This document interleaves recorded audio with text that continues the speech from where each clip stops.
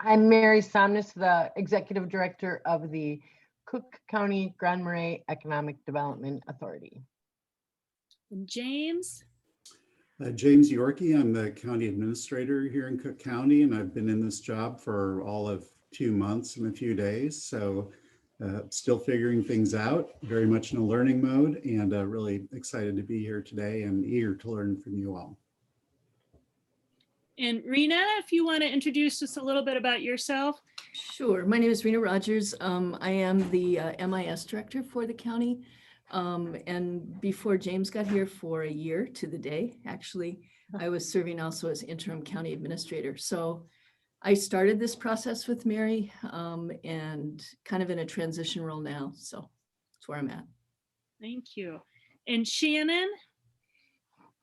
Good afternoon, all. Shannon Guernsey, and I'm the Executive Director of Minnesota NARO, and that acronym stands for the National Association of Housing and Redevelopment Officials. And I can imagine from our acronym and our name, you can understand why I'm here, since we're talking about housing authorities and what they do and what you all are considering doing. Diane? Hi, everybody. I'm Diane Larson, and I'm the Executive Director for Itasca County HRA, and also the current interim executive director for the Grand Rapids HRA. And since Shannon's on the phone, I also serve on Shannon's board and am their legislative chair right now. Dana? Hi, I'm Dana Hiltonen. I'm the executive director over at the Virginia HRA and the Eveleth HRA. And I'm also on the NARO board, since Diane already brought it up. And so I'm the VP of Housing on the NARO board right now. And then before coming to the HRA, I've been there about 9 years. I was the housing director over at AEOA. And Nancy? Hi, I'm Nancy Hoffman with the Chisago County HRA EDA. You probably know where that's located. Counties usually do, but just north of the metro area. And so, yeah, we're a HRA EDA, and I've been here for about 12 years. I'm sorry, about 8 years now. And prior to that, I was with Benton County Economic Development, which also had a HRA and an EDA, but different than what we're doing here. So I'm going to say just a couple things to get us going. And again, if we were in a different format, I think we would take our time a little bit more. But this is actually really, we got a little practice run yesterday together, and I think you're going to find a lot of value from this group of professionals. And even though we haven't spent so much time on introductions, Cook County folks, we have presented to the panelists that you're really the key staff who will be formulating some recommendations to your boards on structure and other things you're thinking about insofar as HRA powers. I think one thing I wanted to just clarify is that, because there are a lot of questions about an EDA versus an HRA and scope of authority and things like that, is that this is a practitioners panel where professionals are giving their experience with HRAs, and then Nancy, of course, with the EDA HRA.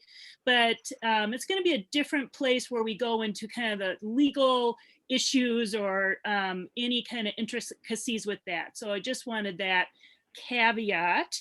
And my hope too is that we allow you to identify what might be some relationships that you want to develop, so that you can take some of the start of some good information here and see if there's other things you'd like to learn, because we will only get to cover so much. We are going to use the first hour to have a facilitated panel discussion with Nancy and Diane and Dana. And then I think at least one of those panelists needs to leave, maybe more. And then Shannon will be here for a more intensive Q&A. She'll kind of maybe do some cleanup on questions you might have, talk a little bit more about the big picture and some resource issues that might be helpful to you. So, and then maybe just the last thing is, we expect that this is going to be as much as possible within the Zoom environment, kind of a conversation. And so I will do my best to notice when you're raising your hand or you'd like to follow up on a point. So please do that, because this is for you to be able to dig into things that you think are interesting or concerning or whatever it is. If I don't see you, if you like to use the chat, and that just alerts us that you have a question, and we'll do our best to make sure that gets its time. Is that all right? Sounds good. So we're going to go ahead and just dive on in. And because we're talking about a lot of interest in housing and how an HRA can help with housing, we're going to start off with just like a really general question from these professionals about, why have an HRA at all? What's the benefit of having an HRA? And I'm going to ask Diane if she might give us a little overview on that first. Sure. Well, first of all, I want to say that I think it's super exciting that you folks are looking at an HRA and the establishment of an HRA and utilizing some of those powers. I've been working for an HRA for over 30 years, so I obviously love the job. I have a lot of interest in HRA work. And we don't have a lot of time today, so I think that what I'm going to do is just say on a very high level that I think there's really three main reasons from my perspective that you would really look at utilizing an HRA. And the first one is focus. I think that there are so many competing interests for a city council or a county board that if you really have a need for housing or housing development or housing related programs, it's really important to establish an HRA that is focused solely on housing and can do that work on your behalf. So I think that's one of the most important things that I would say is that our work and our charge under state statute is to look at the housing needs of a particular community. And that's solely what we do. And so I think that's really important if you have housing needs that you want to address. The second thing I would say is financing. As an HRA, we have access to financing tools that a city may not have and a county may not have. So there becomes more options available to you as a community to address your housing needs because of the financing tools that we have access to. And we're going to talk about some of those more specifically later. So I'm not going to get into that now, but I do think that that's an important point. And then the third thing I want to say, which I want to say politically correctly, is I think there's political advantages to having an HRA. An HRA is governed by its own board of commissioners. And so when a topic comes up that may be controversial about where you're going to place a housing project, what kind of a housing project you might undertake, sometimes affordable housing is met with some opposition, the development of affordable housing. In our work, sometimes we call that NIMBYism, or not in my backyard. Yes, I know I know Grand Marais needs this housing, or I know Grand Rapids needs this housing, but I don't want it on my block. I don't want it built here. And so I think you're developing a layer of an HRA board taking on some of those responsibilities and some of that decision making.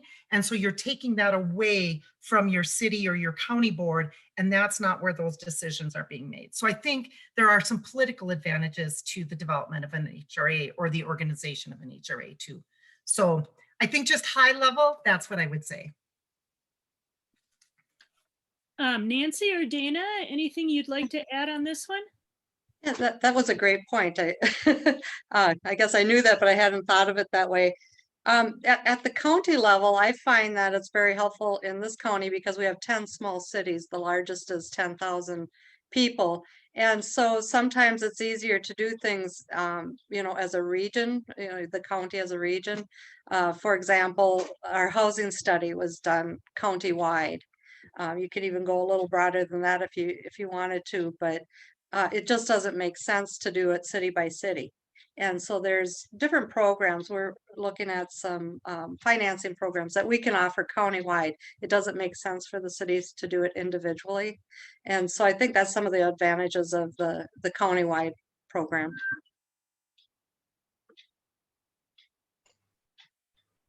I don't think I'm going to ask everyone to comment on every question, but this is a kind of high level one. Just Dana, anything you wanted to say, or you want to dive into the next topic? No, I think we can go into the next topic. All right. Well, so the next thing is just kind of going from what's the high level benefits is just making sure we're grounded in what's the range of activities or program types that you might see within an HRA, because I think there's a pretty wide diversity of programs, even though you might categorize them into some common categories. So Dana, I was wondering if you could give us a little bit of that picture. Sure. So I do think, kind of going off of what Nancy was saying, I do think sometimes you'll see a lot of HRAs that were developed for very different reasons. So for instance, like the Virginia and Evelyn HRAs were initially developed specifically for public housing. They were there to start a public housing program, operate the units, things like that. Yet, like in our area, we also have a St. Louis County HRA. They were developed, I don't know if they would say this, but they were really developed to have a levy in the entire county. So there can be, vast differences, but obviously agencies also still evolve from where they started from too. So a couple of the questions we talked about yesterday under this heading was kind of give you an idea of, for instance, what the Virginia and Evelyn HRAs do right now, to give you an idea. So right now we own and operate 476 apartments in the cities of Virginia and Evelyn. And that is a mix of different type of housing. So we have public housing, we have senior market rate housing, we have student housing. So it is a wide variety. And those types of housings are allowed by state statute for us to operate. And so we also do rental assistance. We have about 500 rental assistance vouchers. We do those over northern St. Louis County. So even though we're HRAs specific to Virginia and Evelyn, we've given authority to be able to do rental assistance across northern St. Louis, which if you're familiar with St. Louis County is kind of like everything north of Canton. So we take care of those areas. We also do most of our rental assistance is Section 8. So it's not like your HRAs are going to get into a section, or may not get into a Section 8 program, but there's other opportunities too. We use HUD rental assistance vouchers through the continuum of care. We do Minnesota Housing Finance Agency bridges vouchers, things like that for rental assistance. And then from time to time, we might do small projects. A few years ago, we did a partnership with the EDA where we just did like a small $500 exterior project that we partnered on. So as long as it fits within, the state statutes of what an HRA can do, which is mostly addressing low, moderate income housing, senior housing, or services to those areas, then you can pretty much do that. I think another kind of question in here was what might be some considerations for an HRA in a smaller community. And I just kind of jotted down some notes on here too. And what it takes, what it also takes for us to deliver all those programs, just to give you an idea. So to deliver all of those, we have about 25, give or take the timing of the year, full-time employees to be able to operate all of those programs. So we, of course, have ownership of units, we manage units, and we administer those vouchers. And so all of the programs that we're operating, though, at least our main programs, are year-round programs. And I think that is a huge consideration for you too, because we're able to maintain that capacity because they're long-term programs with funding year-round. So historically, one other thing I'll just mention about this, historically is the Virginia HRA developed new projects. We went out and contracted for a developer on those. So even though we have internal capacity, and in my life before being an HRA director, I developed both single family and multifamily projects, we still realized, or the HRA at that time realized, that they didn't have internal capacity to be able to do a development themselves. So we still do look towards outside contractors to help us because we can't maintain all the internal capacity to do some of the projects that we want to do, even with all of the programs that we already offer. So I just think being realistic about how long it takes to get a program or a development up and running is pretty important when you're starting an HRA. Obviously, long-term sustainability and how much you're probably truly going to have to support a program to keep it going, or an HRA to keep it going, and that the programs you operate might not support that position. So let's pause just a second. We got a new guest and then we have a question. And so Mike, you want to introduce yourself? Hi, everybody. I'm Mike Roth. I'm the city administrator here in Grand Marais. We like housing. So welcome. I'm glad you were able to be here. We've just started. We're kicking off with 3 of our speakers kind of engaging in a facilitated panel, but trying to, if you have questions as we go along, please raise your hand. We want this to be interactive. So Nancy Hoffman is from Chisago County. We have Dana Hiltonen from Virginia, Evelyn HRA, and Diane Larson is with Itasca HRA. And so that's what we're doing right now. James, I think you had a question or wanted to follow up. I do. Dana, you mentioned that you have student housing as part of your portfolio, and I'm just wondering what the parameters of that are, and not that it's necessarily germane to our situation, but just in terms of the breadth of what HRAs can do. I'm wondering how that came to be part of your program. Yeah, so I'll say that was before my time, but back in 1995, that was during a time when community colleges could not own their own housing. And so they needed, we are similar, I think, in a lot of areas in that we don't have a lot of development activity in our area. And it is difficult for us to probably attract a lot of developers, at least to our area. And so during that time too, there just was no interest in developing student housing from a private developer. So the city at the time and the community college had approached the HRA and asked them if they could come in and develop student housing. So I would say it fits under the statute as far as a moderate income, low to moderate income.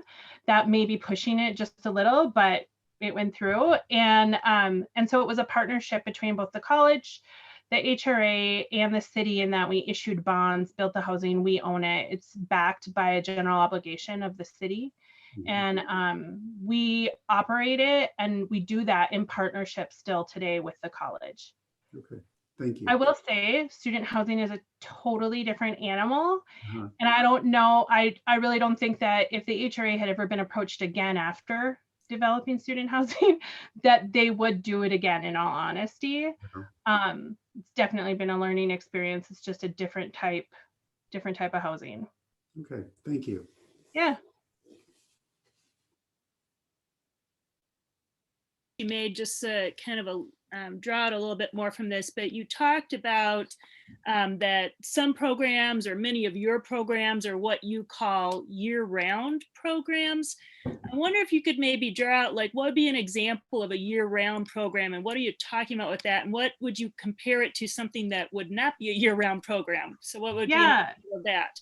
Okay, so when I say that, I mean, like, we're provided a budget to operate that program every day of the year. So we operate every unit we own every day of the year. We operate the rental assistance program every day of the year, type of a thing.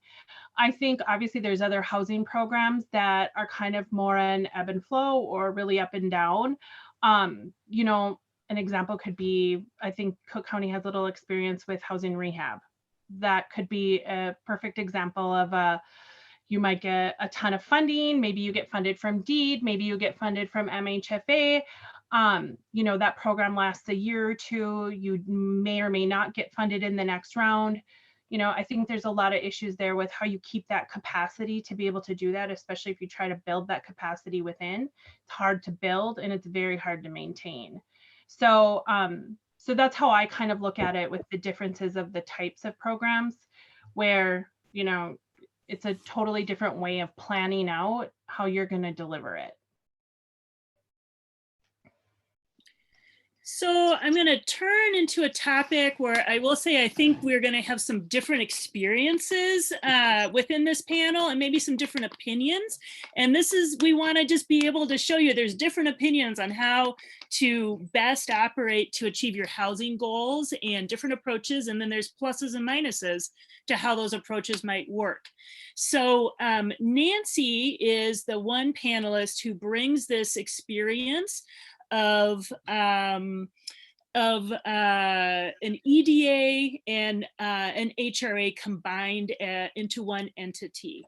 And so I was going to ask her if she can maybe talk a little bit about that, maybe even a little bit of how that, what's her understanding of kind of how that came to be in Chisago, why that was chosen as the model, and if she has any insights on how that is working. And then we might get some other perspectives from other panelists on kind of these benefits and drawbacks to thinking about one entity versus a combined entity. All right, thank you. Back in I think the late 80s, 88 or 89, Chisago County first formed the HRA. And they did this so that they could build the government center because they could bond without the referendum. I've seen this in Benton County. They did the same thing for the jail. I worked for a small city in the south in Goodhue County. They did the same thing as well to build another jail. I think that's pretty common for counties to form HRAs for bonding reasons. But Chisago County wanted to see it staffed, and so they hired somebody to run the HRA and kind of moved him out of the building and let him run. And so he was working on housing projects. They built a few, but also economic development, assisting businesses in the county. They started an enterprise fund for the businesses that he ran. So he was doing a lot of economic development under the HRA as well as housing projects. And then I want to say it was 2002. It was close to that time. The state legislature opened it up so that counties could become EDAs. Prior to that time, you had to have special legislation for that. In fact, Benton County, that's why I brought Benton County up earlier. They had to get special legislation to become an EDA. Chisago County really did that because they were doing a lot of economic development activities, wanted to be able to purchase industrial properties and maybe build buildings and sell them, some things that HRAs really can't quite do. There's a lot of the authority is the same, but there are some differences that only EDAs can do. It's my understanding EDAs pretty much have the same authority as a HRA, but you'll hear more about that later, I think, or under the legislative part. So this HRA EDA, when I came on, were more, I was kind of told it was 80% economic development and about 20% housing. And that's because we own housing and we have to continue to operate it. And we also know housing is still important to our county. But as time has gone on, you get a couple different board members and and things can change. And I have a board member who is very strong on housing. And Shannon probably knows Kathy Bennett. She's very involved in housing, and I love having her on my board. And so we're really starting to get back into doing more housing. We've done housing studies. We put together toolkits for housing, and it's still a little bit of a struggle with my board though. And how much time do you spend on housing? How much money do we put in it? We just completed a strategic plan, hoping that would help us really understand and give staff direction on the types of housing projects we're going to do versus economic development. It does get to be a lot though. You're juggling a lot when you're doing, if you want to do both of them well. And we have a small office, there's just two of us. So we just keep plugging along.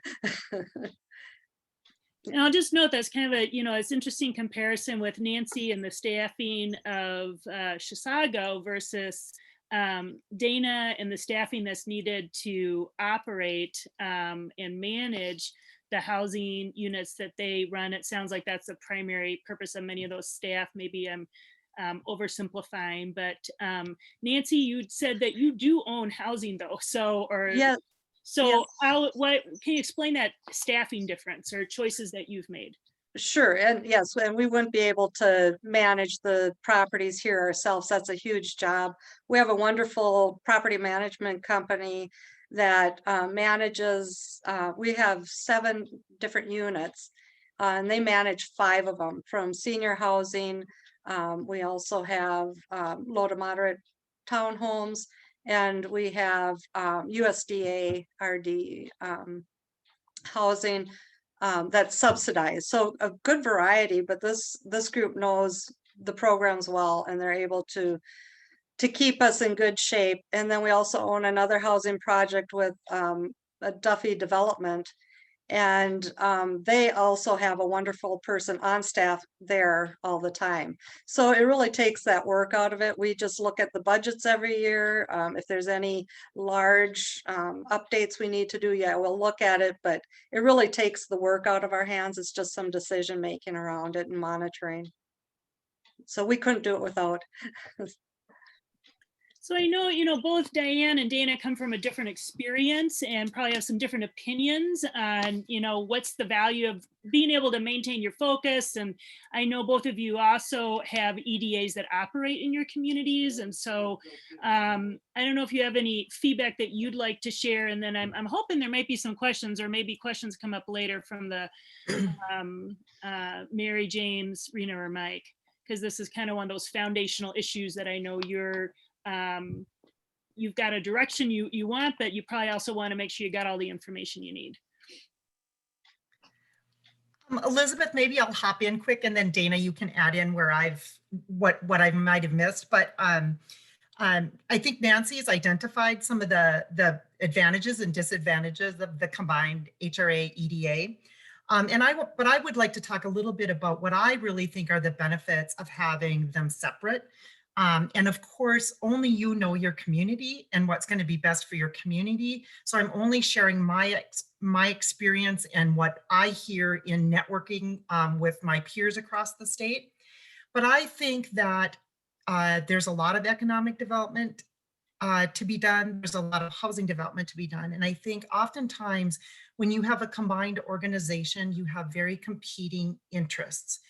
And I think that in my experience, more often one of them is given priority over the other. And what I think oftentimes ends up happening is economic ends up getting more priority than housing development or the needs of housing in your community. And since we're a small group today, I guess I'm just going to say it this way. It oftentimes seems that economic development is a much sexier topic in our communities. It's much more saleable. The public likes to hear about what we're doing in economic development. But housing development is not necessarily that way, especially affordable housing development. And I think in my experience and what I see is that oftentimes your housing development will take a backseat to your economic development. So if you decide to do a combined agency, the only thing that I would really urge you to think about is having very defined roles and being very deliberate about what your housing goals are and what you want to do and what resources you're committing to that piece of it. Because it may make a lot of sense for you with your resources and being a smaller community to do it combined, but I think I would want to be extremely deliberate about what I expected out of the housing portion of it and what resources were being committed to the housing portion of it. Because otherwise, I think even with all the best intentions in the world, economic development almost always wins out over housing development. So that's my perspective. I just have to agree with that. I see that at our own agency. Mm-hmm. So Rena? yeah, so I get the focus piece of having them separate, but it seems to me, maybe I don't know, you know, because I'm an IT person, but it seems to me that they are definitely connected though. I mean, if you're gonna develop economically, you're gonna, you know, need more housing, or maybe you are limited in how much you can develop economically because you don't have enough housing, which is kind of our issue up here. So how do you, if you do those as separate organizations, how do you work together with the EDA portion to recognize each other's needs and work together? I mean, what do you have in place to manage that balance between those two? Well, first of all, I want to say that I love that you recognize the interconnection between housing and economic development, because not everybody does. And in fact, you're probably more in the minority. I would say that I think it's just important to have those partnerships within your community. I can only tell you what we do here. For example, the city of Grand Rapids has an EDA.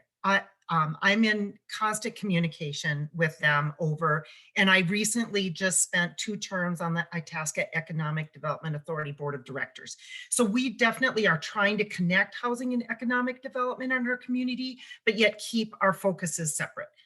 I don't know how it's done in other communities and how they might interact.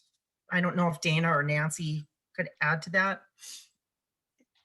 I do know when we have housing projects and are trying to work with housing programs, we almost have to re-educate why housing is so important to economic development, and that our businesses want us to attract housing for their employees.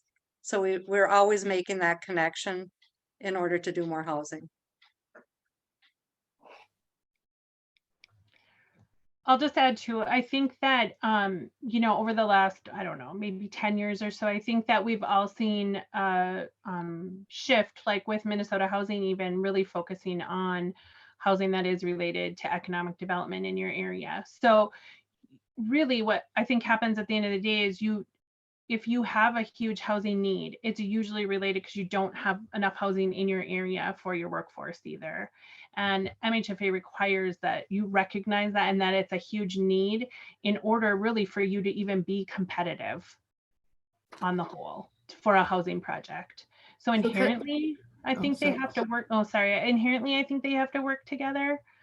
But it is a good point. So what I kind of heard from Diane is that this is as much about, or maybe it was from Nancy, I'm not sure which one I heard it from, but this is as much about keeping that communication of the connectedness of those two things in the conversation, like having some sort of a real communication talking points, communication strategy that keeps that conversation and purposefulness sort of at the forefront when you're doing that. Is that fair? I think that's a fair assessment, Rena. And I would only add to that education, because what you were saying when you first spoke, I don't hear that out of everybody, that they understand the connectedness between economic development and housing development. And to me, sometimes it's the horse before the cart, or the cart before the horse kind of thing. We have workforce housing needs, and yet how can we attract business if we don't have housing, or if we attract business and don't have enough housing?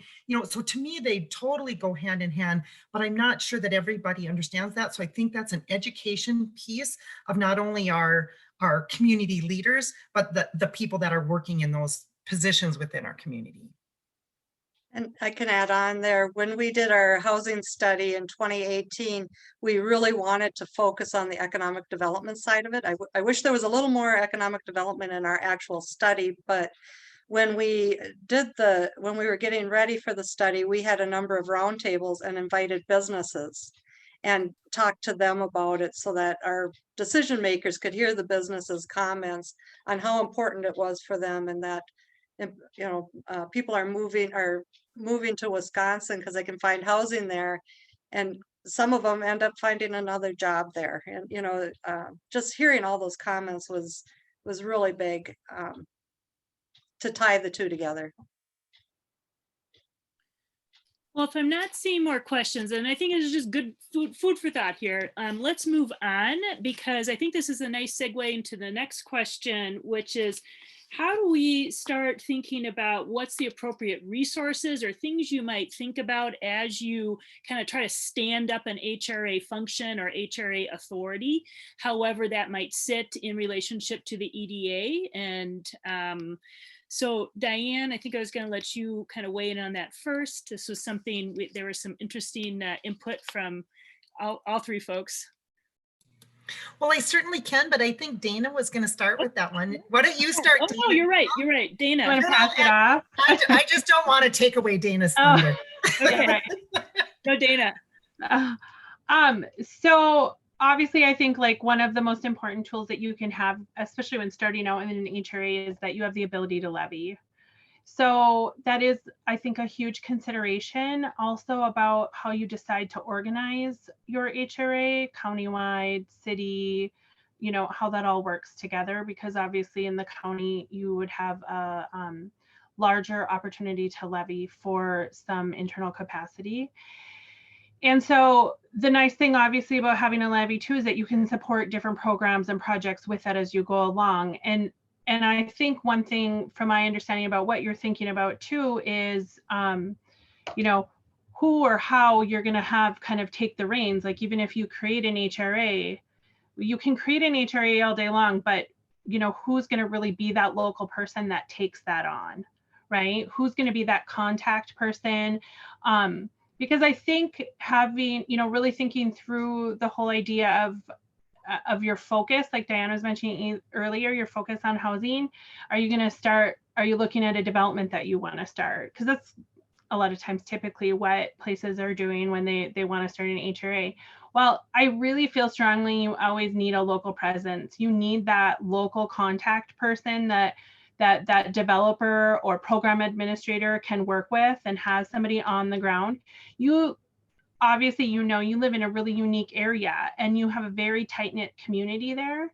And so you probably, from my view of not living there, you need somebody on the ground that knows people in your community, can work through some of those issues that they have, is that constant contact person. And in order to fund something like that, you either need probably somebody, you need the county or the city to either put forth a budget for you to have that person, or you need to levy and create that stream of resource for that person.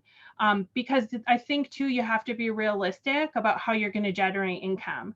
So if you're going to work on a development at the beginning and that's going to be your sole focus, that's wonderful, but developments take a really long time. And you know that obviously, I mean, years.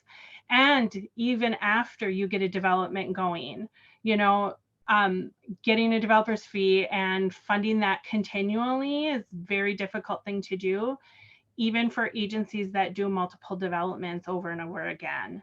So I think you have to be really realistic. You're not going to probably generate enough income to be able to support a person to be there all the time. So you got to maybe think through how you might want to support that internal capacity in a different way. So that's why I kind of always go to a levy, because it is a secure source, and you don't only have to use it for maybe that person. You obviously can evolve from where it starts to and use that towards projects or leveraging other projects, or to start different programs that might be unique to you and your area.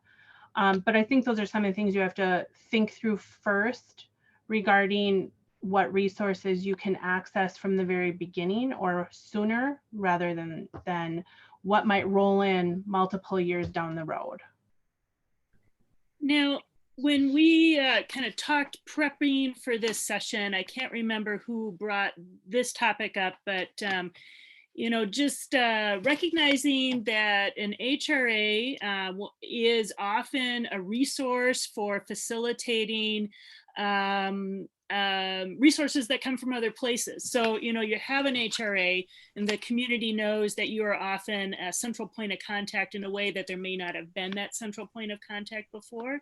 So I can't remember who brought that point up, but I wonder if we could just talk a little bit about that and just kind of thinking through what capacity issues you might want to have to plan for that and the value of that. So I think I brought that up just because so you obviously do have some agencies that have some housing resources or housing programs that could or can maybe even already do serve your area. And those are, you know, those types of programs like we were talking before, single family rehab, multifamily rehab, you know, homeless services, rental assistance, things like that. The problem is that it would be very difficult for you to try to recreate any of those types of programs and operate them yourself, because long term they're just not sustainable for you on a really small scale, or Probably not.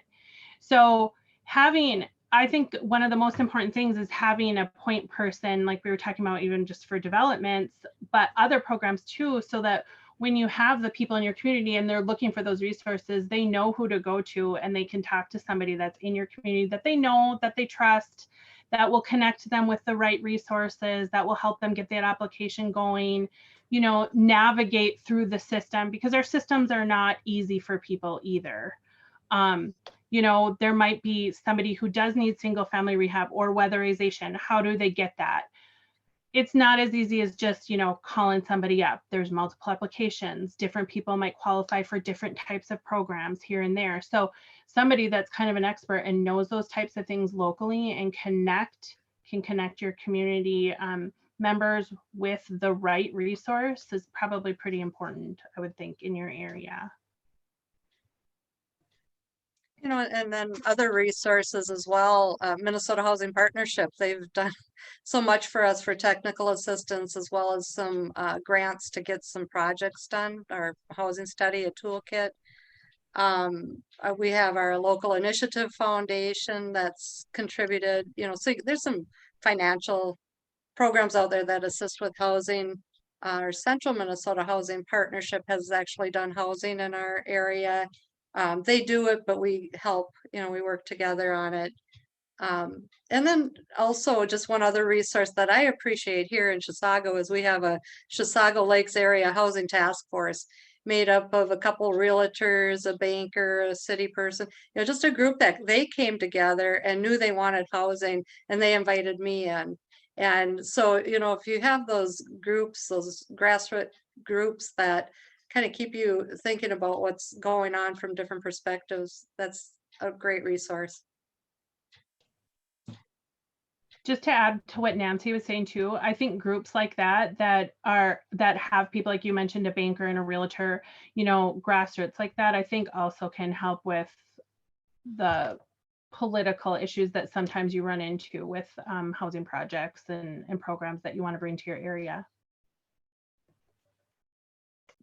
So I know time is a flying, and we won't get to cover all the areas we were hoping to with this panel, but I wanted to make for sure, because there is high interest in development and a thought that might be a focus area for HRA authority in this for Cook County and Grand Marais, that we talked a little bit about development and what considerations that you might have as you're trying to engage in development activities and have some staff that is able to do that. And so I was going to pass it over to Nancy to maybe talk a little bit about how you have approached development from Chisago. And it's kind of interesting because you do have that EDA focus, and then in the housing arena, your board has now been directing this development focus. Sure.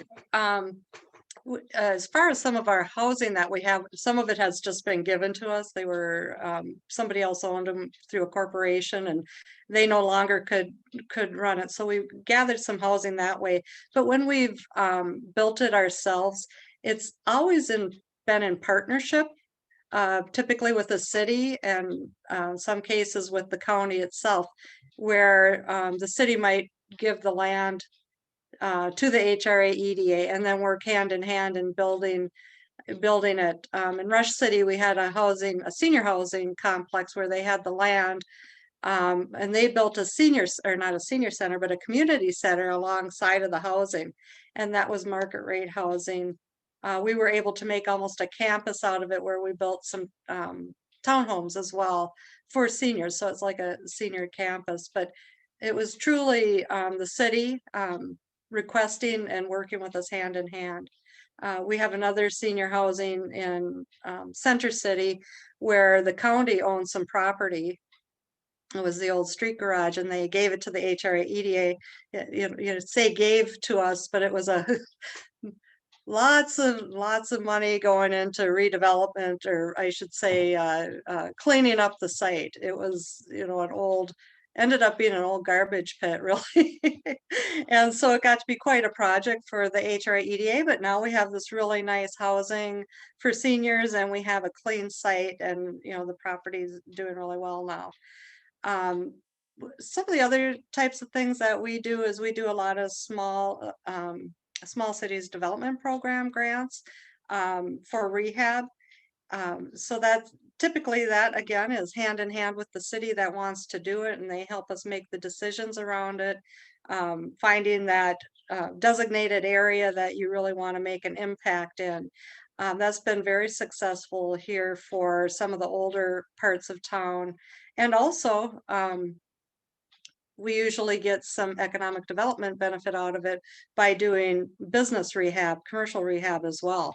So that's a really good program. It can be a lot of work, but it's worth it. And so the cities will apply, but we offer administration of those programs because we've got some good experience here with that. So Nancy, I know that now your board kind of has a direction where they want to step away from owning or trying not to say yes so many times, I don't know if it's been that many times, to situations that kind of just call for the public to step in, and sometimes that does happen. You've talked about some of those, but now the direction seems to be a little bit more on how can you attract a private developer or a nonprofit developer to come in. Maybe why don't you talk a little bit about what you're trying to do to make that happen, and what some of the struggles or successful things around that?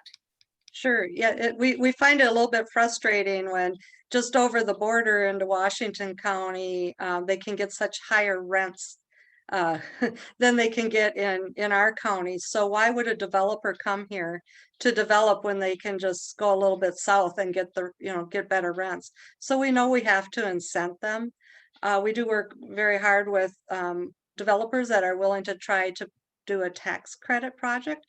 We just had one that, darn it, we found out didn't get the tax credits, but that was their second year, and we would provide them with the land that they would use. Another thing that we are trying to get through and has been approved by our HRA EDA, but we need to bring it to the county, is a housing trust fund. And that we can provide in ours, we say we would provide either grants or loans based on the gap that they have, and also based on how much of that would be affordable housing. So, determination to be made. I get excited about that because sometimes I feel like that's all they need is that, that little extra push, that gap. We see that with business all the time. I think the same is true for housing. It also says, I think, to the public, we started a housing trust fund. These people want to see housing happen in their county. So I'm hoping it also works as a really good marketing tool to show that we are willing to get involved and incent developers to come here. I'll just say, I know this is an interest area. So just if there are questions or things that you wish should be brought up, do so. Dana or Diane, I know both of you have some experience, even though it might not be kind of your primary thrust of your agency. Any other feedback on considerations for development focus? I have something that I'd like to share, Elizabeth, and I'll try to be real brief here. We had been a long-standing HRA. We were doing the typical HRA things we've been talking about today, public housing rent assistance program. We've been doing all of that. And my board has the philosophy that they want to do development and not compete with private developers. We want to do development where private housing development isn't happening in Itasca County. And so it wasn't happening to the extent that it needed to happen here. And I think you are facing that also. Housing development is extremely complex. And I'm going to tell you, we went about it wrong when we first did it. And then we figured out a better way to do it. So very briefly, I just want to share the two differences. When we first decided to do housing development, I wrote a grant to the Blandin Foundation so that we could hire internal capacity. We could hire a staff person full-time to come in and start doing development for us. And we ended up with a successful development out of that. We hired somebody, we got that person trained, we developed our own capacity, but there was the wrong approach. It took too long. and B, it was too expensive. Because by the time we got our first housing development, it was 7 years down the road. We'd paid a person for 7 years. I mean, that person did other things, they were a wonderful staff person, but it just took too long for us to do development that way. What we do now, and we've been successful in having 2 development projects, one in 2016 and one that we just broke ground on, is we've developed a relationship with a developer where we have a huge trust with this developer. And we, the HRA, ultimately own, we are developing it. We are going to be the owner. We're going to hire the management out of it. But the developer is almost like an arm of our staff. And how we're paying that developer is through the developer fees. So he essentially is working for us at no cost right now, or well, we broke ground, so he'll started getting paid pretty soon with some development fees. But he essentially helps us package the deal, put the deal together to obtain financing. And if we don't get funded for our development deal, he is not going to get paid for that. There's different ways to set this up. And because we have this relationship with him, this is how we are doing development right now. If the development gets funded, he gets paid out of the development fees that come out of that development. But the HRA is keeping some of those development fees too, so that we can do future work.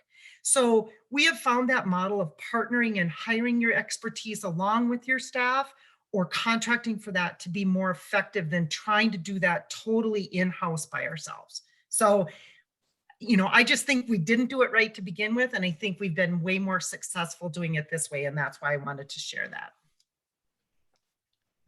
So Elizabeth, I hope this is okay, but I'm just gonna, Diane, I think just because I know Diane pretty well and her projects, I think you should also though talk a little bit about, so that added to your capacity a ton, but what does it still take with you in your agency to be able to have that partnership with him? Like what kind of capacity do you have to be able to still work with that developer?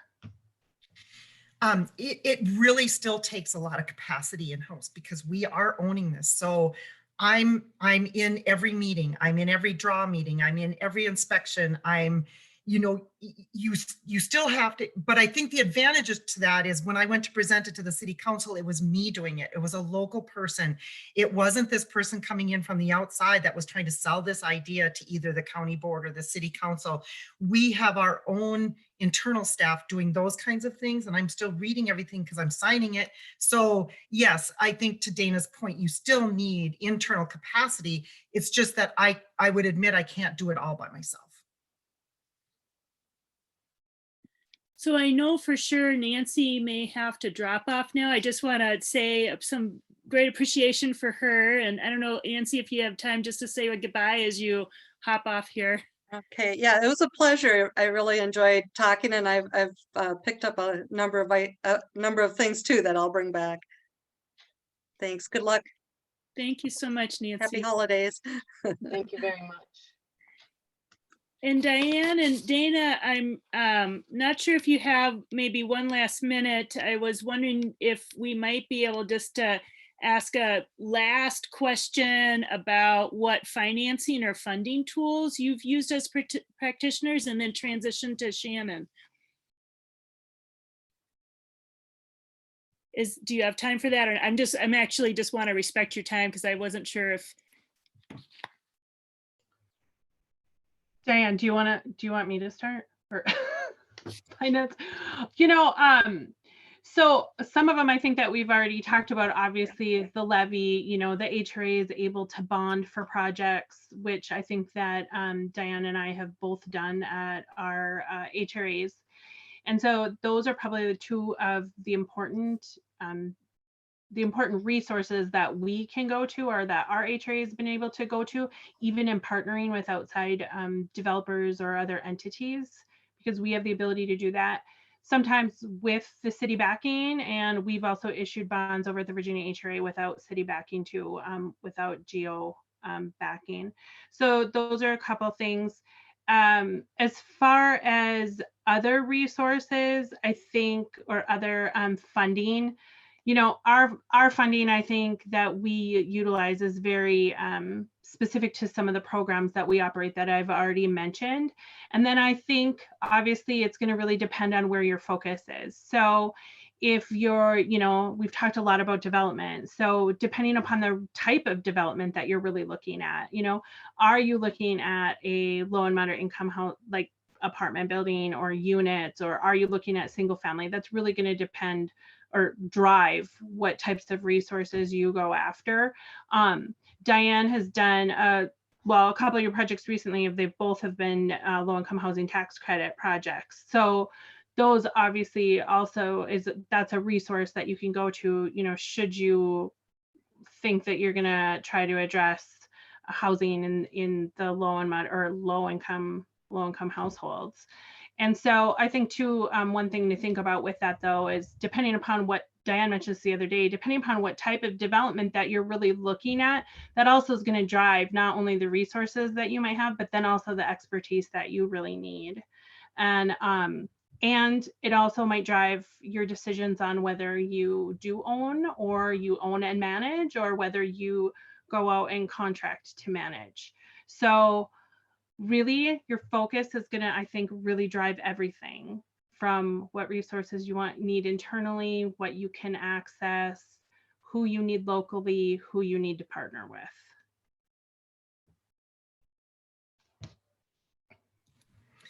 I would just add a couple really quick things. I think Dane is totally correct. And if I were just setting up an HRA, I would want my focus to be super narrow. I would want to go after one thing and I would want to make that a success. And then I would start building off of that success. And I don't know how you could start up an HRA in today's environment without doing some sort of a levy, because that gives you your flexible funding that you can use on different things.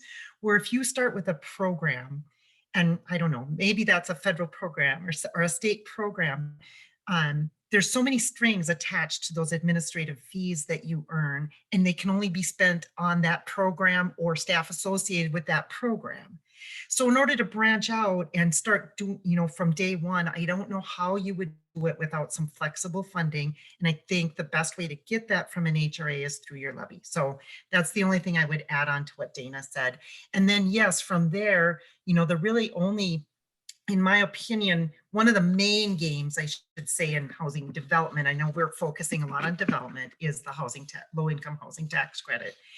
And in today's world, you can now go up to, now we're starting to get into the weeds, so I'm going to shut up to 80% of area median income. So, you know, even though it's called low-income housing tax credit, it does serve a pretty wide band of your population, I guess is all I'm trying to say. So.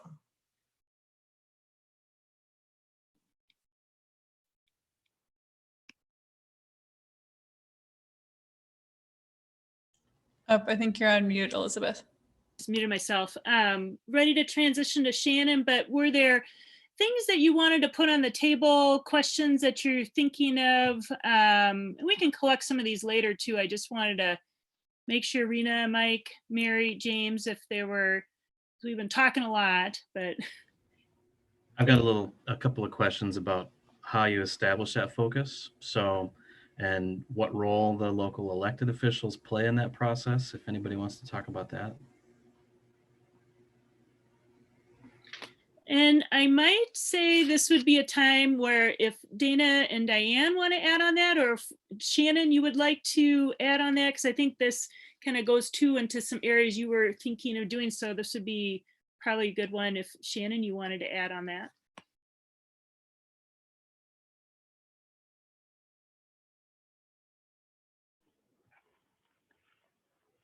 I'll let you guys take it first, and then I do have this as part of, I have some, a PowerPoint, so you'll see that it's embedded in there. So I'll definitely get to that. Great. Any initial feedback, Diane and Dana? I would just say really quickly, because I think Shannon's going to cover that. For me personally, I would establish a roundtable of the stakeholders in my community. And I would include elected officials on that if they were so inclined to participate in that. So I would gather, 8, 10 people around the table, and I would have conversations locally first about what my local leaders, what my local invested partners thought were our housing needs. I would not start with a housing study. That's where I would start, because I think you can do a housing study and it can sit on the shelf and gather dust. I think your local people first know what some of those housings are better than anybody you could hire to come in. That would be my take on that. And before I go. I think too, going on what Diane said, I think not only do your local people know what type of housing is needed, but I think a lot of times your local people also know what type of housing people will opt into. So what type of rental they'll rent from, or they'll rent in your area, and what kind of single family they'll buy in your area. So you have to be able to match those two things. And then you really need the political will behind it, because you're not going to be able to establish an HRA or a levy or anything like that unless you do have some political backing. So I 100% agree with her too about making sure that whatever group you do gather is kind of widespread and involves some political leaders, but isn't made up of only political leaders either, because I feel pretty strongly too that HRAs are their own operating entity. So if that's the direction you're going in, you have to make sure that people understand that from the beginning too, and that it's not a city-run function or necessarily a city-run function or a county-run function. It's a partnership between those entities.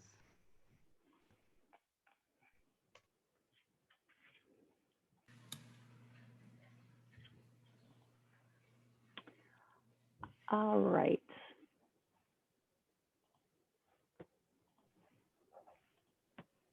I think, Elizabeth, are you turning it over to Shannon now? Okay. So. I just wanted, before I leave, I just wanted to thank you all for having us here today, but I'm going to hop off. But thank you and good luck. Housing is exciting, and so good luck with it. Thank you so much, Thanks for Diane. being here. I'm hopping off as well. Thank you. It was nice to meet all of you. Thank you Bye, so much. Dana. Bye, Diane. Thanks. Bye.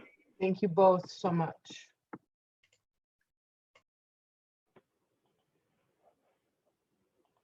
Good afternoon, folks. I'm going to see if I can get into. Are you able to see that?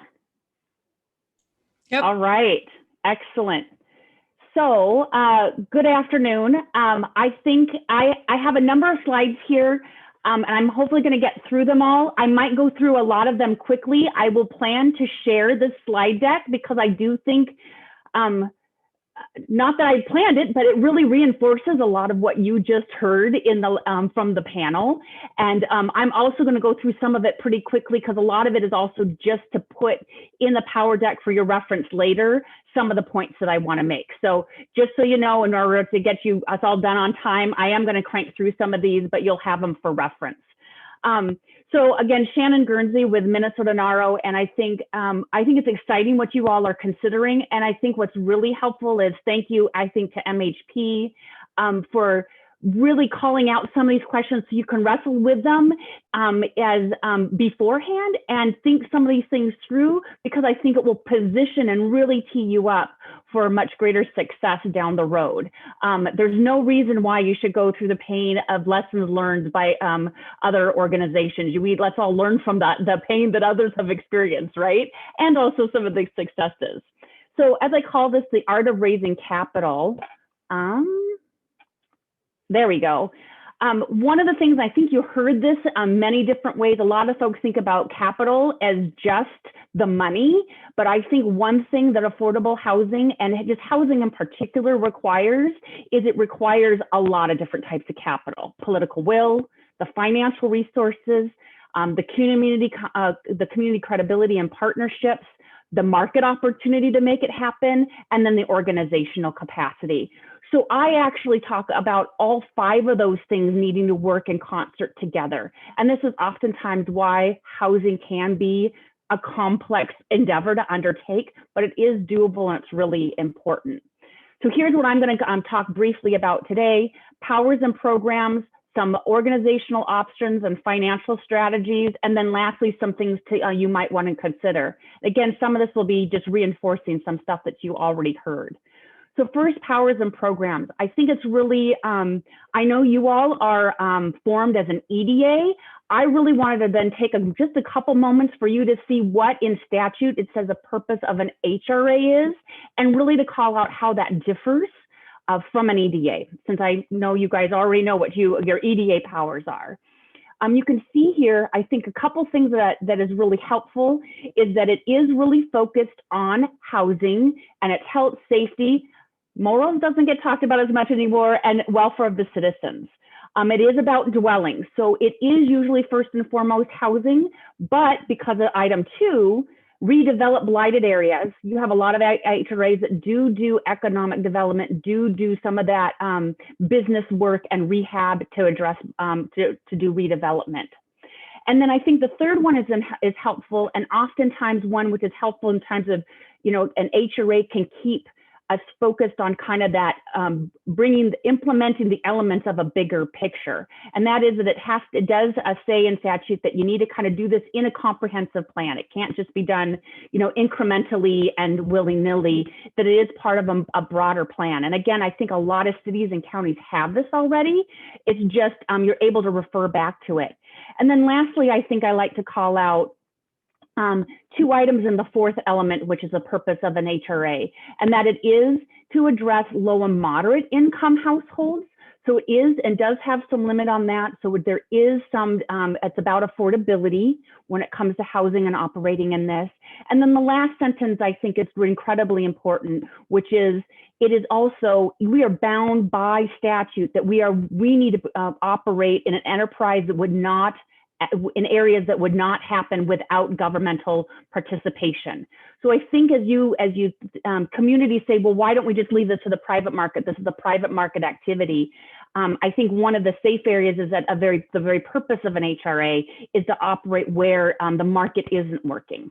So I think that's a helpful kind of grounding point for an HRA purpose. This is all on MnSTAT 469, which also governs port authorities and EDAs. So we all kind of go to 469. You can see here there's a long list. And as you know, down at the bottom, an HRA can function with the duties and powers of the EDA and vice versa, as you all know, since that's one of the things that you're considering. But it is a pretty vast list of what can do. And I think some of the folks mentioned, even hinted earlier, why an EDA or an HRA can be important, and that is some of the financing tools and powers that you have, especially around levy and bonding, that can be really important. Here in Minnesota, most HRAs, the vast majority of them oversee HUD programs, which requires property management, client management, including screening and compliance and rent determination, as well as federal program management. However, I know because of the way what you all are looking at, you all don't probably other partners in your community address these HUD programs for Cook County and Grand Marais. As a result of a lot of these HUD programs and a lot of these funding streams, you have a vast majority of HRAs own and manage property. They do rehab programs. They do loan programs. So there's great relationship with lenders for first-time home buyers and such. Homeowner initiatives. A lot of our HRAs had the foreclosure crisis counseling and finance counseling, particularly during the Great Recession. That was in key role. And then the last one, which again, I think is a big focus for you all, and that is you're a key player in securing funding for affordable housing for both the preservation and production of affordable housing in your community. So here's some collaboration models, and I realize I'm talking pretty quick, but I just want to be cognizant of your time. There are a whole bunch of different models. We have every single one of these in one way or another in the state. So there's an example somewhere. And I think when it comes down to it, when you guys figure out kind of what your focus and how you want to operate, there is the ability to do that and the statutory support. 469 really has a lot of options available to you. But one of the, I don't know if you all are aware of it, but the Minnesota Counties Intergovernmental Trust, MCIT, has a really great analysis and worksheet that you can do for some of these collaboration models. And you might want to take a look at that as you're going forward, just to ask yourself some of those critical questions as you go along. This is a resource, and they also have folks on staff. And I'd like to say, even though I'm going to go through some of these, as you get down the road and you're thinking about where you're really wanting to go, probably getting some legal input and guidance here from an attorney who specializes in this would be advised. And again, MCIT is a great resource. So multi-jurisdiction HRAs, again here, you have multiple jurisdictions, and in a lot of cases we see this as multi-county HRAs. They are, each municipality acts independently to authorize the budget, and it does maintain local control. You can see here some benefits of a multi-jurisdiction HRA because you can get, and you do work in many jurisdictions, you can pull more resources and identify and usually have the resources for more complex projects. Downsides of them, there is a loss of local control, uneven levy capacity, political will can wane, we talked about that, or it can even fracture depending on things. And then perception usually can be varied in a multi-jurisdiction. Sort of perception for a project can be varied, like who's going to benefit or not from a particular project. So that can cause challenges. Here's a JFA, a jointly formed authority. This is the second option. Again, here, this is actually creating a separate entity. And again, you guys are probably as more familiar with this, so since you operate with joint powers, I'm sure a lot in Cook County and Grand Marais. But I'm sure you see that there's benefits. You do have a separate body with specific function. There is a degree of autonomy that was spoken to before, as that some of that can be helpful when it comes to political will and focus. It is that separate entity is responsible for efforts and projects. And I think it's pretty straightforward in terms of the ability to tax, bond, and levy is much more straightforward in a JFA. A drawback, however, is perceived local kind of loss of control. And because they can have a pretty broad focus, they can lose focus in that way. Then the next step down is joint power agreements. That, of course, is more collaboration. It doesn't have its own board is the biggest difference here. Primary control here still rests with the governing body, as does ownership of assets and liabilities. So benefits of this, you do have shared authority, shared responsibility. It keeps the authority with local elected officials. However, there are drawbacks. And I think one of the biggest ones, as you're thinking about kind of the financing mechanisms you need to consider for development, is you don't have that power to tax or to bond, or to do that, it needs to be very clearly stated and authorized by the entity supporting it. So it's just a more complicated to get to that point if that's where you want to go. And I do think that turf issues end up being a challenge, or can be a challenge as well. And then, of course, there's the contractual agreements. You all know probably well, and we just also mentioned it, that there can be contractual agreements around development. And I think that's a really important element to consider when you're thinking of the work you want to get done.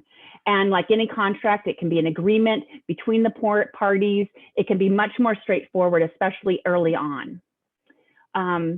So things to consider as you look at where you're going to balance kind of the local control, the jurisdiction, what tools you want to take advantage of, what projects you want to undertake. You also need to consider the efficiencies in how you're going to go about it. What's the approval process? Is it going to be your separate boards, or are you going to come, if you do create one, does that create efficiencies in terms of approval? Do you have an adequately shared mission and focus? Administration, funding streams, and then there's always at that local level, that trust and accountability in the community can be really important. And as I say here, really what you all are doing is like, what's the best mechanism and way to go about solving your own housing issues and your own local problems. So that's a local connection is always key. So here's the last one. I realize I just cragged through all that, but you guys can reference it later. And I know you all have a lot of experience already in joint powers work. So here I kind of talk about financial tools and sustainability for HRA work, and why you all might want to consider these kind of elements as you go forward of how you structure your organization to accomplish that. As we talked about, a key power of an HRA that has it within statute is that you can issue bonds locally. You can also take advantage of tax increment financing, so tax districts. Levy was mentioned several times already. Also, there's work that you can do around payment in lieu of taxes. So that can be a really important piece down the road when you have tax issues and property tax components. There also, you can HRAs, a lot of our HRAs around the state do have revolving loan funds, and those loan funds do have some fees for those services that help generate and repopulate those loan funds, and they have very low default rates, and they can be an important piece of tools that can be used. And then as also mentioned, I think is an exciting piece that you all could think about is how the local housing trust fund can be a tool and a piece for getting to where you all want to go in terms of development. So thoughts on gaining resources. Again, I think it's the challenge of establishing your HRA powers and what it wants to do, and it can be really helped and enhanced if they're about solving specific and identified problems, achieve community goals, they address a community priority with that broad support, and they represent multiple partners and collaborative efforts. So oftentimes, if you're able to bring all those elements together, you can have a much more successful start to a development and a project. And here again are just, I think, some key pieces that you all are already considering. But I think it is challenging because you all have a lot of different partners from who has the Section 8 vouchers in your communities, because they would be a key partner to consider. What would a developer, or attracting the developer, what would you need to have in place so that's attractive? And then who would you outreach and who would be an active player there? We've already talked about the value of engaging your local business leaders and talking about that connection between housing and economic development. A task force can help kind of flesh and fill in some of these gaps, identify some of these partners, engage some of these stakeholders together. So this is just, for me, I like to think about it sometimes visually, and bringing all those together usually means that you can move forward in terms of your project and what you're wanting to achieve. So next, some thoughts just I put down here on this slide, what the challenges or what you should maybe think of when you're balancing what you're trying to achieve. And I really come out, you're not wanting this to be a one project deal. You're looking for the longer term. How do you build in some sustainability so you can have your first successful development and build on from there to have a chain of successful developments and meet that ongoing need that you'll have in your community.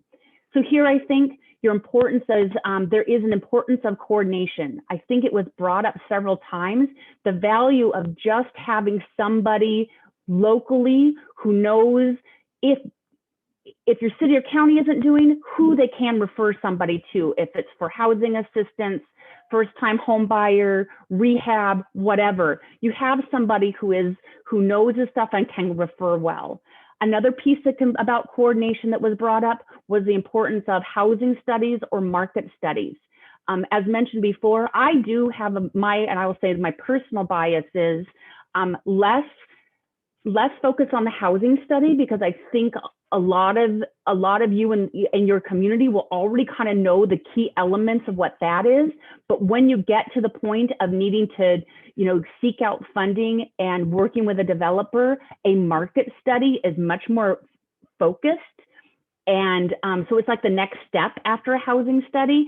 I think that can be a really good and an important coordination piece that a city and county can do to kind of help bring focus and focus in on what you all are wanting to achieve. So again, but that coordination has a lot of work to lead and get to you to the market study point, including resources. As I say here, a point of contact for developers and partners and people in the community. You can also, that person can help make sure that you're utilizing the tools and the resources within your community and leveraging state and federal resources to garner community buy-in and resources for your project. And then last, I think somebody kind of in this role can lead an effort to identify kind of that need, but also provide focus. And one of the things we've seen a lot of communities do this is that task force concept, which I think might have some real viability in your community as a starting point.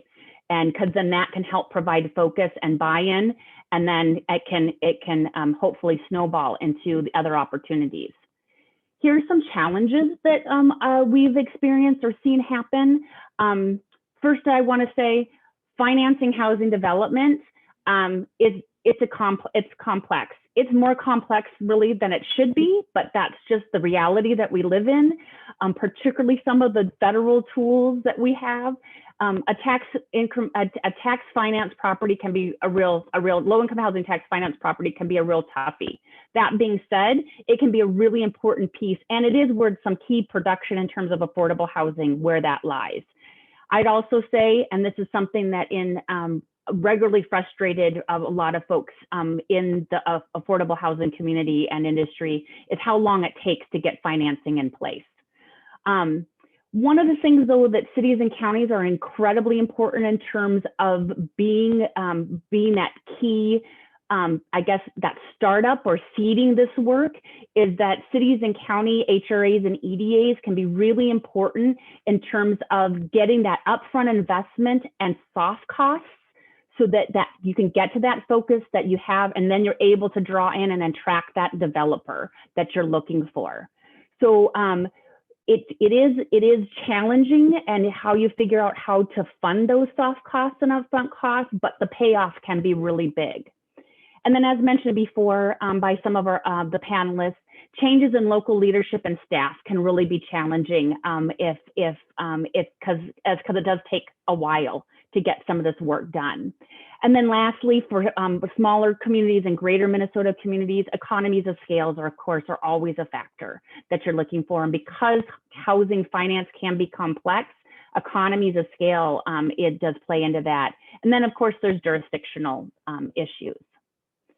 So I'm looking at my time. I think, yeah, this is almost my last one. So what, in terms of jurisdiction and resource questions, some of the things I think questions you'll be asking yourself, and I think you've heard from the panels of ways that you could answer these questions, but what powers are you needed to use to kind of tap into the key financing tools you want to do, be it levy, be it bonding, be it TIF. There's the whole host of them. Local Housing Trust Fund. What powers does that entity need in order to access those financing tools?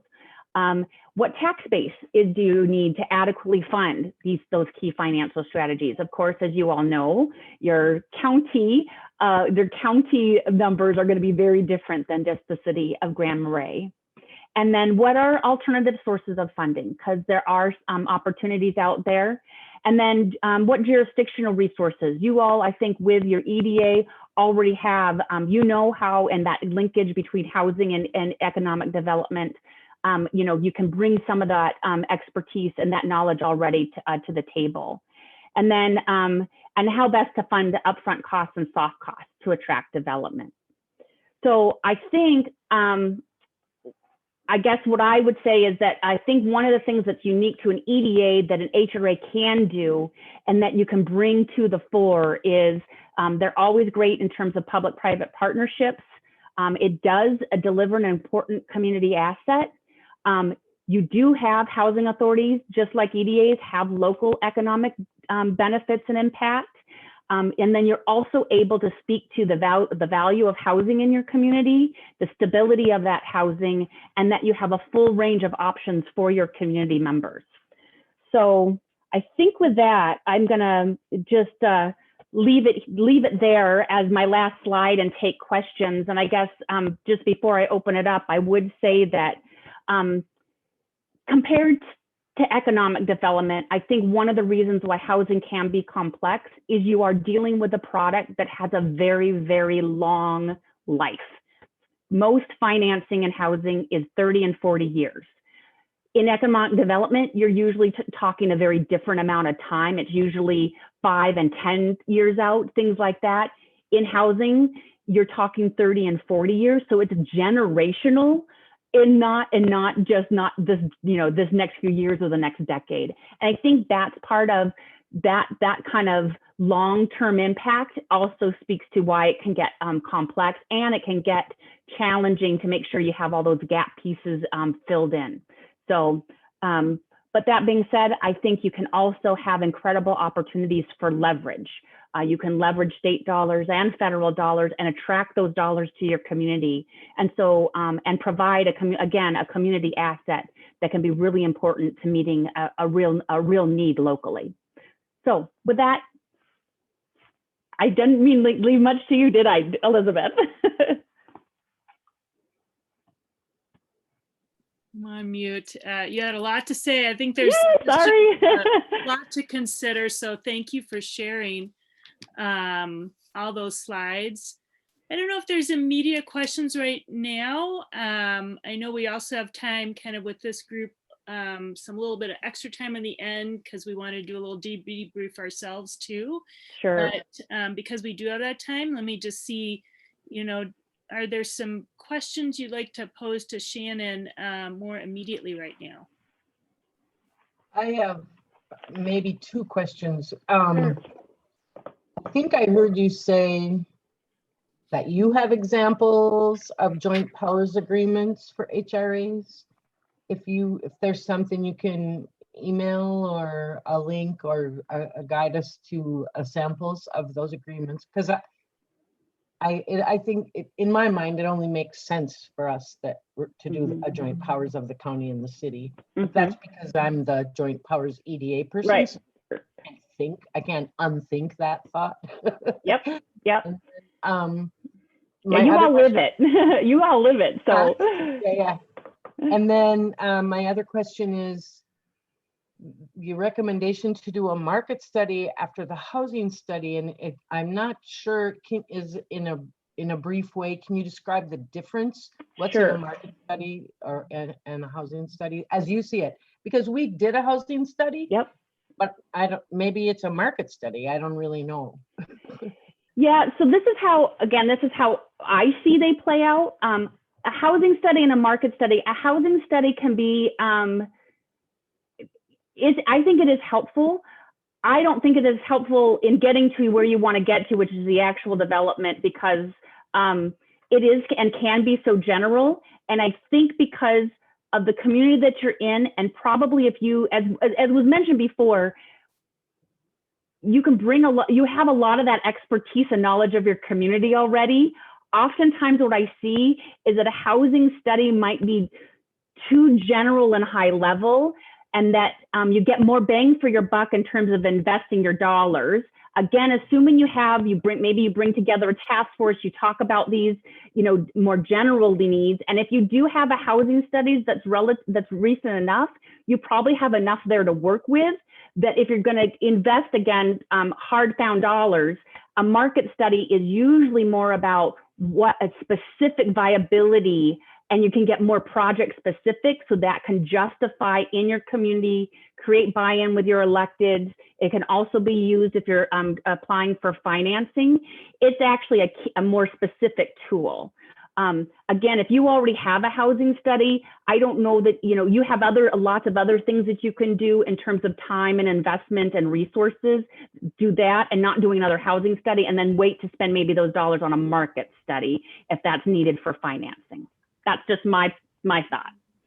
A developer this may be sort of an individual decision by a developer or to attract a developer, depending on how much they want to invest in feeling confident that if they do a development, they will be able to fill those units or fill those homes. And so that's often that's the specific purpose, is you're having that evidence, which helps you get your financing and helps you have the confidence you can fill whatever housing you're creating.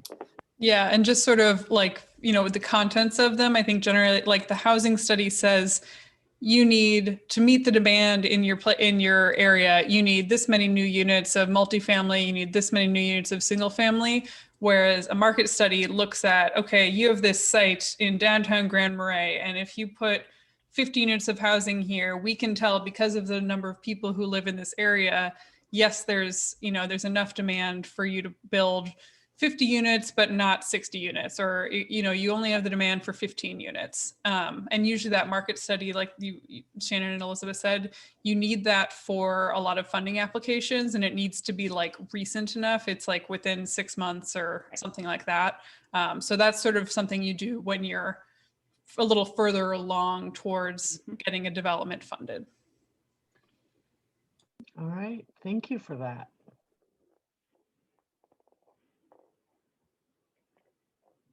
And like I said, I would just reaffirm, I think you have a lot of, in terms of your community, probably already a lot of, you know, baked in knowledge amongst the people you know and the business leaders. Plus, if you have had a housing study done that's, you know, they don't change that drastically. So when it comes to committing resources, at least from what I heard from you all, that the market study might, if you're going that, it might, plus other, how you spend resources around, you know, funding someone to be that referral resource, that local point of contact, helping, you know, maybe with a task force that you pull together, if that's the route you're going to go, things like that. The resources will have a higher payoff there. All right, thanks. Well, thank you so much, Shannon. I think I'm not seeing other immediate questions. And so just want to say great appreciation and being able to introduce yourself as sort of, this is like the professional kind of organization that you connect with to ensure you're getting all the housing news, and Shannon runs it. So it's a good introduction to just to her and all the resources at her fingertips. So thank you. Yes, and thank you. Sorry to talk so fast, but I was wanting to be cognizant of time, and also just appreciate what you're all doing up there, and exciting to hear about the progress that you make. And as I said, and you heard from members on the panel, hopefully learning from our lessons learned and pains of going through this and what has and hasn't worked, we can make it possible for you guys to tee some great work up. So congratulations, and good luck moving forward. Keep me posted. All right, thanks so much,